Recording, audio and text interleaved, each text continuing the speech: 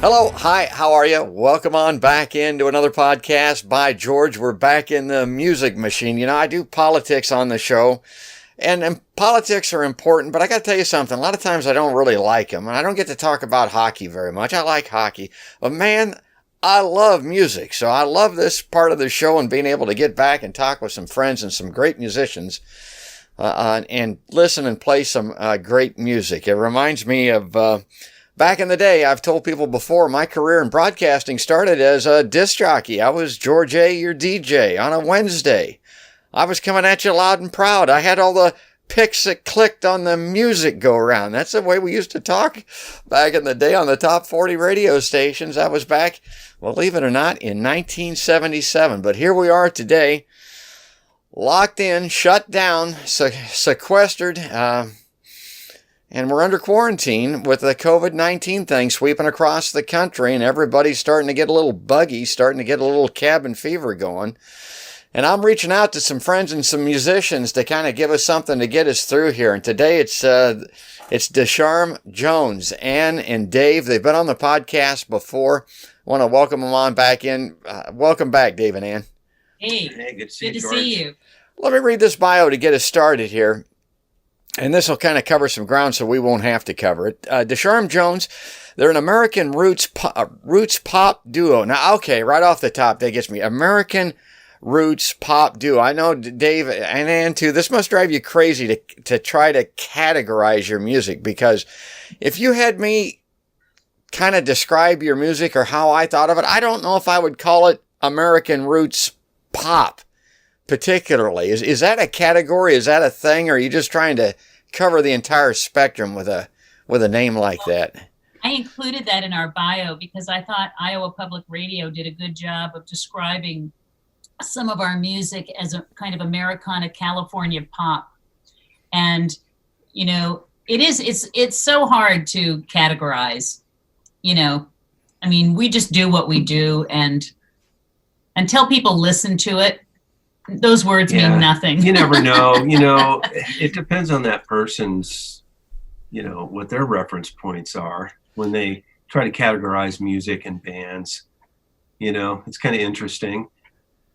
Well, and I'm glad you mentioned the Iowa Public Radio connection, because I just saw your performance, the live performance, and I've got some video that we're going to share with the viewers here from that show, and it was great stuff. Your album, Vagabonds and Poets, right over my right shoulder here, it's been here ever since you guys released it. That was chosen as one of the must-listen to, or one of the top albums of 2019 by Public Radio, and we're going to listen to a little bit of that as it was recorded a few weeks ago, but I want to finish up this bio quickly. So, a duo consisting of husband and wife, singer-songwriters, Dave and Annie Ducharme-Jones. The two met in Northwest Iowa at the end of their teens, and their chemistry was immediate. They married, and they made their way to California, where they worked on original music and performing in Marin County and around the San Francisco Bay Area. After reading an article in Rolling Stone magazine, and I'm a devotee of Rolling Stone magazine. That's what I got right over here on the left side. You guys will appreciate this. They just sent me a renewal notice for the print version of the magazine. My God, it was $90, you know. I know they're going to be coming after me to renew the subscription, but I've told them this before. I said, why don't you guys why don't you do 2 editions of Rolling Stone magazine now? Do a legacy edition that people can subscribe to for people like me, that's all about us and our music and those of us that have made it through and survived. Because, you know, it's not that I'm offended by the new artists or anything like that. I just don't know what the hell you're talking about. I mean, you know, this recent cover is a pretty good example. I don't know that band at all. I love the politics and that part of it. Yeah, I want to keep getting the magazine, but man, I don't want to spend $90 for something that half of which I don't even know what it is. It's like they're speaking a foreign language, you know. Anyway, I didn't want to go off on that, but let me pick this up again. So you guys, you headed off to Austin and lived down there for 25 years before making your way back to Des Moines, Iowa. And my God, arriving here, and at the time you had a new release, Strangest Things, and I've got that. That's this CD, the White Album, I call it. It's kind of white. It's mostly white anyway. And then Vagabonds and Poets. I got a version of that too. I want to show that cover. I mean, that's just great stuff. So anyway, that kind of gets us to where we're at now. So, yeah, the first question, and I just had Catherine Severing-Fox on, and I asked her about this too, because she's also, on the local music scene, and she's making a living doing this, or trying to, and it's got to be a very difficult time. But the question for you guys, did you ever have is there any contingency plan for this kind of thing? Did you ever envision a time other than an illness or something like that where you wouldn't be able to perform? Well, certainly not like this Not like in a million this, no. years. I mean, this is just one of those, hopefully once in a few lifetimes, not even once in a lifetime event, Yeah, who makes a plan? The part of it is it's just not monetary is what I tell people. It's this vibe. It's this juice, I call it, this thing that you get at the performances. I know that you guys get from the crowd, and then we get back from you, and man, that's what makes it all worthwhile. I mean, that's really what it's all about. If there's money involved, that's great, but God, that's a big part of your life, a big part of my life that's on standby right now. Yeah. It is. It's that synergy that happens when you come together, and it happens between band members, and then it happens between the band and the audience, and everybody leaves kind of lifted up on a great night. You just leave kind of exhilarated. Yeah, so you get a little bit of an expectation for that, and you build up to those nights and those performances. And so now that we don't have it, it's a little adjusting, It's kind of like being an adrenaline junkie, and there's no adrenaline right now. Well, we have been doing a lot of creative work the last few weeks, but also the last few months we've been working on a new record. So though that we get that kind of also that feeling when we're working on writing a song and coming up with the lyrics and the arrangement and the guitar licks and all that stuff. And I can tell from the background, we're in your home studio now. I've been down there before, right? This is in the basement. Yeah, okay. And so this is where the work is taking place. You're working on a new album. Mm-hmm. I mean, have you got songs done, or have you got a bunch of things that you're kind of in the middle of, or what's the status of that? Well, we have about 9 or 10 songs written, and they're in form in the recording process. There are various stages. So. Yeah, there are various stages. So we have work to do on the recording end of it, but we're also still writing, because we really would like to have a number of songs to choose from. They won't all make the record. So, we'll just keep kind of hammering away at what are our favorites, and when we get everything down, we'll take a look at what we want to put out there. So it could be a good thing. I mean, I know for that kind of creativity, you'd probably you'd prefer not to be interrupted, maybe by podcasters and other people, but not a lot of interruptions going on these days. We've been working like we've been working. It's been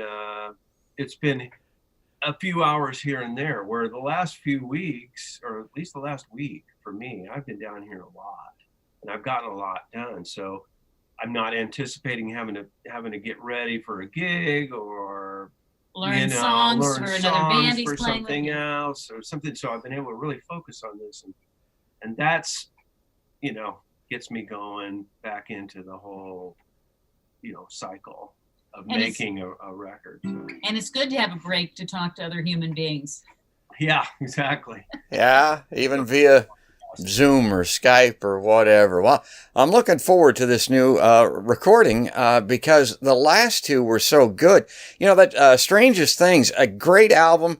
Then comes the new CD, and you think, sometimes sophomore jank, sometimes let down. No, that thing is every bit as good. As a matter of fact, there's some songs on that have to be considered the best stuff that you've ever done. I mean, it's really good. So now here comes recording number 3. So I mean, it's got to be a challenge. The thing that I wanted to show, or no, go ahead, Annie. I try not to overthink that, or feel like I have to do anything, more special. I just, the most important thing is that we're having fun with it, that these songs are coming to us, and, we're just, working them out as they make themselves known.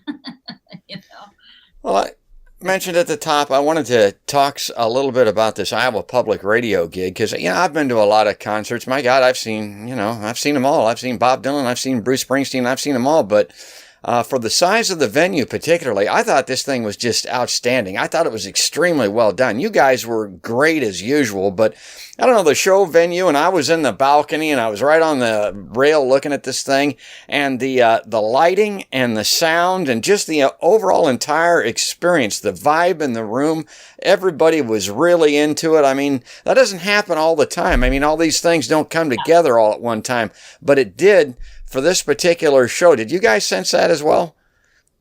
No, definitely. Try and dial some things in, and you never know how it's going to go when you step out.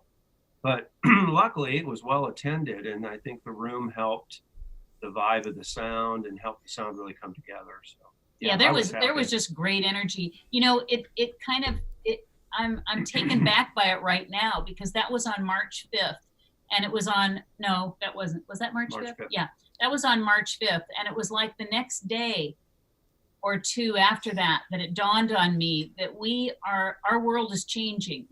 I mean, I kind of had been following it, but it was the day or two after that I was like, wow, it's here.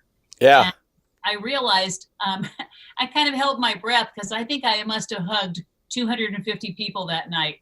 And I thought to myself, I'm with you. It is a difference. I'm glad I did hug everybody, because now I can't hug anybody for a while. And I was sitting next to a friend of mine that was sick. Fortunately, it wasn't this. He was sick with something else. But I'm like, I went home thinking, oh my God, is this what everybody's talking about? And then in a few days, oh my God, did I, make a mistake going to that show? But no, it was great. So I wanted to ask you about the set list for this, because I was a little bit surprised, because I thought, well, this is in recognition of Vagabonds and Poets, so it's probably going to be like what we did with my podcast. You guys are probably going to play through it or do all songs from that recording, but that's not what this turned out to be, right? Right. We did some of our favorites from both records. Yeah. Well, everybody dug it. It was a great show. I want to play this one in particular that reminds me of the earlier podcast that we did, because you guys gave me an advanced recording or two before Vagabonds and Poets even came out, and one of the songs that you chose to give me, and I think because you knew that this was going to be a good one, or that people would really like it, or maybe it was the autobiographical nature of it, I'm not sure, but California. Yeah. I want to play that, but tell us a little bit about that before I give it a spin. Well, that's the first song I've written about Dave's and my experience moving to California from Iowa when we were kids. And, it just kind of came to me one day. Dave and I were hammering it out in the living room, and we were looking for a different kind of groove. We were looking something that had instead of this kind of Americana feel, something that had a little edge to it. And so they, came to us, and we just said, well, let's just keep it real simple like that, We'll and California, see how far we can take it. And she started coming up with this rhymey, verse stuff, and California was such an edgy time for us, because moving from Iowa to Marin County and being in the Bay Area, and putting together an original music project. I mean, we moved out there and went full steam ahead, really. And so really, it was just each line of that song comes from a memory, a place that we experienced something. So I'm not sure what it means to other people, but when I sing it, I just have a blast because it's just full of memories. Well, when you sing it, I have a blast just listening to it. Let's give that a spin, just a little bit of it. This is with the full band now. You're going to see Jimmy on drums, Al Cabela's over there on the pedal steel, and of course, Iowa Blues Hall of Famer Scott Sutherland's the cool-looking big dude over there on the right-hand side, playing that bass guitar. Here, let's watch a little of this. We'll come right back. All right.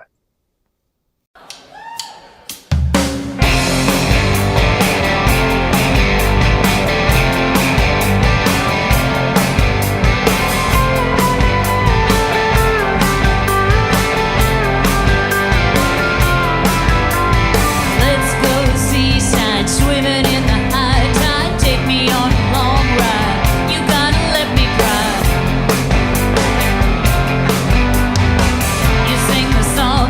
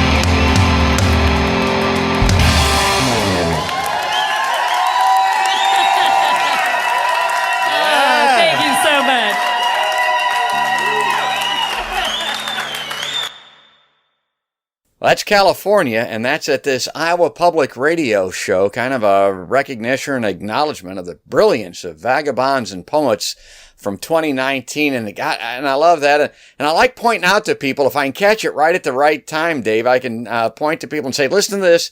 Listen and tell me if you don't hear a little bit of that bird's guitar sound in there. There's a little segment where it's not a sample, but I mean, that's not by accident, but that's by design, right? Intentional, yes. Yeah. You know, because that rhythm was going, and I was like, this sounds like almost a little bit like that California country pop of the Byrds, 8 Miles High. You want to be a rock and roll star. That, you know, 12 string, this jangly 12-string Rickenbacker guitars. Yeah. You know, I mean, that's exactly where that came from. And it was almost, you know, if you put 8 Miles High up, there might be a little bit of similarity in some of that riffage, you know. Oh, that's good. So next time everybody hears that, they can look for that. I read one time where they asked Roger McGuinn about that sound, and he said, you know, how I got that, if I understood him correctly, he said, I just took that 12 string and played it at times like a banjo. Yeah. And yeah, you know what he's talking about then. Okay. So that's kind of where he got that sound. I was in Atlanta one time, and I was having to take some clients out. And fortunately, at an amphitheater, the James Gang was playing, the original James Gang. Now, this was a reunion. This wasn't that long ago. It was with Joe Walsh and those guys. So, okay, I had a couple of guys that were about let's go see the James Gang. So we went to this outdoor amphitheater, and it was like, you know, it wasn't that big of a place. Might have seated a couple of thousand people. And we're walking in, and I'm hearing this guitar sound like you're talking about, you know, 8 Miles High. And what the hell is that? Roger McGuinn was opening for the James Gang. And I sat there in a 2,000-seat outdoor amphitheater on a beautiful night in Atlanta and watched that. And I got paid to do it because I was with clients and the tickets were free to me. And oh my God, I'll never forget that. What an experience. That was great stuff. Well, okay, so that's Vagabonds and Poets. That, believe it or not, now is getting to be, could it be almost 2 years ago? Has it been that long since since you guys finished the work on that? Huh? It'll be a year in July. A year? Okay. So not quite that long. It's still young, still. Yeah. But, you know, we've been playing some of those songs for a while. That's true. So I'm looking forward to this new stuff because we're not going to go out and play it a whole bunch until we do it. I'd kind of like to keep it sort of fresh and we got a couple of them we're putting out there, but most of it is still in the studio. Mm-hmm. And you did a piece here to kind of keep everybody's appetite satisfied in the wintertime. That Rivers song, that Joni Mitchell tune. Why did you choose that? Oh my gosh, that is my favorite Christmas song. You know, River by Joni Mitchell. And it's just got that wonderful haunting feel. And so, you know, I started performing that a year or so ago, just for around Christmas. And we have a couple of other Christmas songs we've put out. And so I told Dave that I want that to be our next Christmas song. And I really love the way it turned out. It just, you know, we have Dave on, you know, some amazing guitar, and, you know, also through that solo, you can really hear Scott's bass parts. It's really a beautiful version, I think. That's beautifully done. And I wasn't aware of the original, so it was new to me. And that's when you do a cover, and it's, you know, that's a kind of cover to do because it was all new to me. Plus, it was great music, obviously, for you to choose and to cover. Nobody's going to sound like Joni Mitchell. So when you do one of her songs, you kind of have to make it your own. And what is it about her guitar playing, Dave? Joni Mitchell's, that is. She's got kind of an odd way of playing, doesn't she? She does something different from a lot of guitarists, as I understand it. She plays with a lot of open tunings. So in other words, you know, she's tuned her guitar to a chord that she can just strum open, and then she uses real basic fingerings to make these chords. And but it gives the guitar this real lush open sound because she's got all these open strings that she can work with. So it sounds like a little mini orchestra in her hand, you know. I always am reminded of when I think of Joni Mitchell, The Last Waltz, and when she plays on that, you can see her come out, and I would assume they had done a rehearsal or something. I don't know, maybe not back in the day. It's hard to tell, but she starts playing, and Danko, you know, he's over there playing the bass for the band, playing with her, and you can see he's looking at her very curiously, you know, to kind of watch her hands and see what she's doing, and he's not paying a hell of a lot of attention to what he's doing. It's like he's trying to figure it out, you know, and then you can kind of see the light come on, and then, okay, he's got it. He knows it. Okay, I see what you're doing there. And then they take off and go with it, and she plays that Coyote song, I think it is. Yeah. Yeah, my God, what a great moment in history that was. Right. And okay, well, so just to wrap up the river there, the other thing about it is it's got ice skating, and it talks about skating or whatever. My God, that was right. That's in my wheelhouse. I just love that. Well, again, I run out of time quickly. I try to hold these to about a half hour or so because it blows up my data plan if I don't. And besides that, it takes me forever to upload these things because I'm on a slow internet connection. So I did want to get a little preview, a little sampling of something new that's going to be on the new album and kind of put you on the spot there to play a little bit of that. Now, the sound isn't great with the internet and the speaker and the microphone and stuff, but this is a song called Unbroken. We actually wrote this on a road trip out to Denver. We were on vacation for a few days and we just had some fun. We took our guitars out and stayed in a cabin up in the mountains, and this was one of the things that came out of that. Yeah.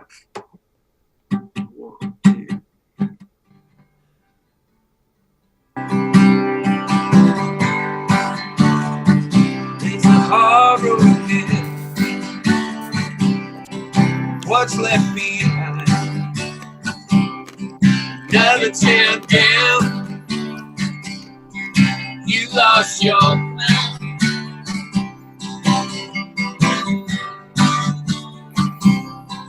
Out of the blue,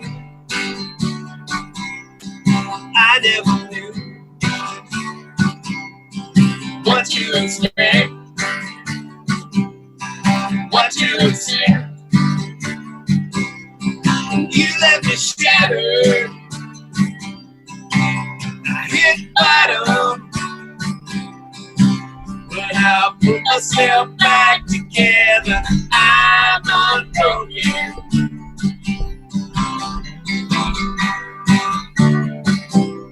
Yeah, I couldn't guess, and I had no clue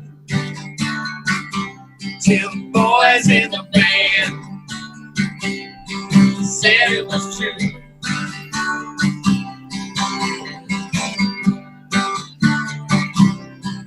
Gave her my heart, and she took my car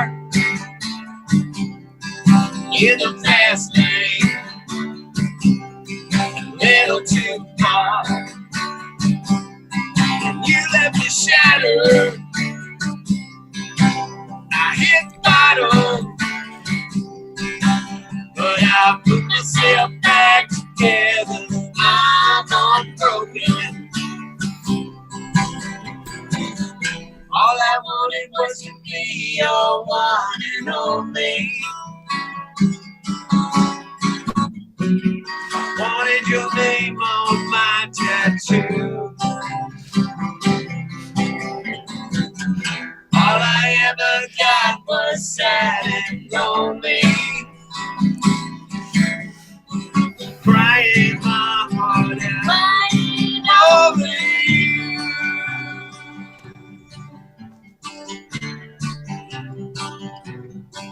It's gonna be alright.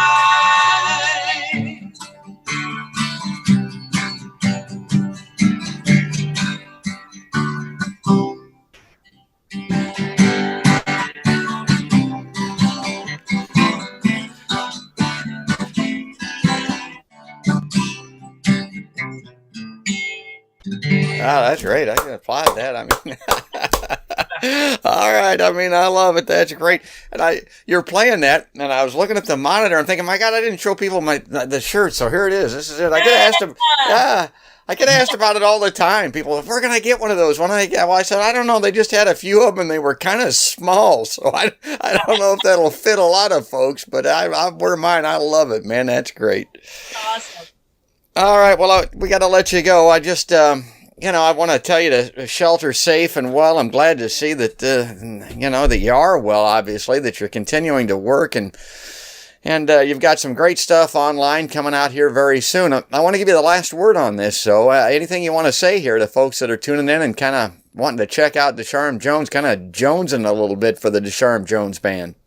Well, we don't want to burden people too much right now with things. I hope they keep us in mind and they search us out. There's things, are on our website and things like that. We'll address, but I hope everybody's safe and, getting through this in a manner that's not too uncomfortable for them. And, we're going to stay, involved here, but we're going to give it a little time before we're kind of doing what everybody else is doing. We're processing all our feelings about this and just kind of taking it one day at a time and hoping that all our friends are staying home and being safe, and hopefully we'll all get through this together. Yeah. Now we'll get to it. We'll be back out there. It might be a little while, but this ain't the end of it. We'll make it. I'm sure that we will. That's it. That's going to do it, folks. I love this couple. I love this band. I love the full band. I love it when they do just the solo acoustic stuff. The internet version here is not going to give it justice, but we've got that earlier clip from California, and that does sound great. So I'm glad we were able to play that. And we'll be back again soon. In the meantime, you guys have any news and views you ever want to share on Podcast by George, you let me know. We'll get you back on. Get a new song you want to play, we'll do it, because people need a respite. We need a break, and that makes me happy. Puts a smile on my face. Right now, folks, that's going to do it. That's another podcast by George.